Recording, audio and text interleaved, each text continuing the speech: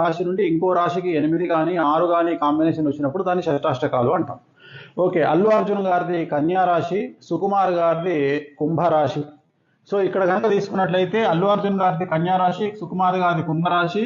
కన్యా రాశి నుండి కుంభరాశి 6 అవుతుంది, కుంభరాశి నుండి కన్యా రాశి 8 అవుతుంది. దీన్నే షష్టాష్టకాలు అంటారు. 6 అంటే షష్టము, 8 అంటే అష్టము.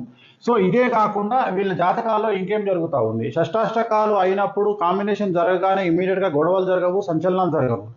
వాళ్ళ జాతకములో సంచలనాలు జరగడానికి కావలసింది శని ఏ ఏ స్థానాల్లోకి వస్తున్నాడు, అలాగే శని గోచారంలో ఎక్కడున్నాడు, గ్రహచారంలో ఎక్కడ ఉన్నాడు, దశా చిత్రంలో ఎక్కడ ఉన్నాడు అనేటువంటి దాన్ని బేస్ చేసుకొని, లగ్నంలో ఎక్కడ ఉన్నాడు అనే దాన్ని బేస్ చేసుకొని సంఘటనలు ఫైర్ అనేటువంటివి జరుగుతాయి. ఎలాగైతే గాలిలో 2 వైర్లు కలిసినప్పుడు ఫైర్ ఉత్పత్తి అవుతుందో, మెరుపులు ఉత్పత్తి అవుతాయో, అలాగే ఈ 2 కాంబినేషన్స్లో ఈ శనికి సంబంధించినటువంటి ఎఫెక్ట్ భాగస్వామ్యమైనప్పుడు ఒకటేసారి బ్లాస్ట్ అవుతాయి. ఈ బ్లాస్ట్ కారణం చేత ఆ చుట్టుపక్కల ఇన్వాల్వ్ అయినటువంటి వాళ్ళు కూడా ఎఫెక్ట్ అవ్వడం జరుగుతుంది.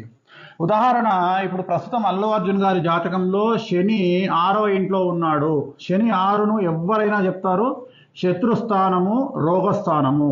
మరి శనికి శత్రుస్థానం అంటే మీరు అబ్జర్వ్ చేస్తూ ఉన్నారు, ప్రస్తుతం అల్లు అర్జున్ గారికి సంబంధించి కన్యా రాశికి శని 6వ ఇంట్లో ఉన్నాడు, కుంభంలో ఉన్నాడు. కన్యా, తుల, వృశ్చికం, ధనుసు, మకరం, కుంభం 6వ ఇంట్లో శని ఉన్నాడు. మరి శత్రుస్థానం అని చెప్పుకున్నాం మనం. ఏం జరిగింది మరి శత్రుస్థానం అంటే, గత 6 నెలల నుండి, సంవత్సరం నుండి, ఇంచుమించు నాకు తెలిసి ఏప్రిల్ అనుకుంటా, 2024 ఏప్రిల్ నుండి అల్లు అర్జున్ గారి మీద విపరీతమైనటువంటి శత్రువుల దాడిని మనం చూస్తూ ఉన్నాము. సో అది శత్రుస్థానం. రెండవది, మరి రోగస్థానంలో ఆయనకి ఏం జరిగింది అంటే, ఈ సమస్యల వల్ల, జైలుకి వెళ్ళడం వల్ల, ఇతరత్ర సమస్యల వల్ల మానసికంగా ఆయన డిస్టర్బ్ అవ్వడం జరిగింది. సో మనోవ్యాధి అంటే 6వ స్థానంలోకి వచ్చిన శని ఈయనకి ఇవ్వాల్సిన 2 ఇచ్చినాడు. మూడవది ఉంది 6వ స్థానంలో పెను సంచలనానికి దారితీసే అవకాశం. సో అదేమిటి అంటే పెను సంచలనము, ఆయనకు సంబంధించి ఆయన సినిమా పుష్ప 2కు సంబంధించి అతిపెద్ద సంచలనాలు మనం చూస్తూనే ఉన్నాము రెగ్యులర్గా లాస్ట్ 1 ఇయర్ నుండి. సో 2.5 సంవత్సరాల పాటు ఉండే శని 6వ ఇంట్లో ఇలాంటి సంచలనము, ఇలాంటి శత్రువుల బాధ, ఇలాంటి మనోవేదన ఇవ్వడం అనేటువంటిది జరుగుతుంది. అలాగే సుకుమార్ గారి జాతకంలో ప్రస్తుతము ఏలినాటి శని, జన్మశని నడుస్తూ ఉంది. కుంభరాశిలో శని ఉన్నాడు.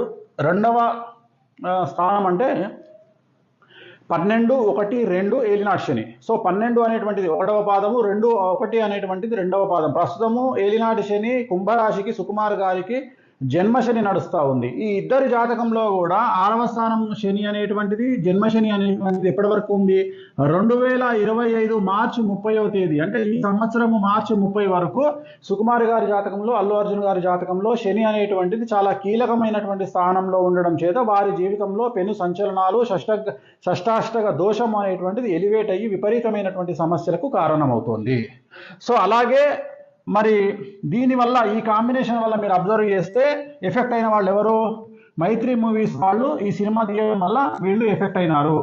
అలాగే దేవిశ్రీ ప్రసాద్ కూడా కాంట్రవర్షియల్ అయింది ఆయనకు ప్రీ రిలీజ్ ఈవెంట్కి సంబంధించి. సో ఈ ఒక్క షష్టాష్టక దోషం ఉన్నటువంటి వ్యక్తుల సాన్నిహిత్యంతో ఉండేవాళ్ళు కూడా ఈ పుష్ప 2కు సంబంధించినటువంటి వాళ్ళందరూ కూడా ప్రస్తుతము సఫర్ అవుతా ఉన్నారు. దీనికి కారణం అనేటువంటిది షష్టాష్టక దోషము.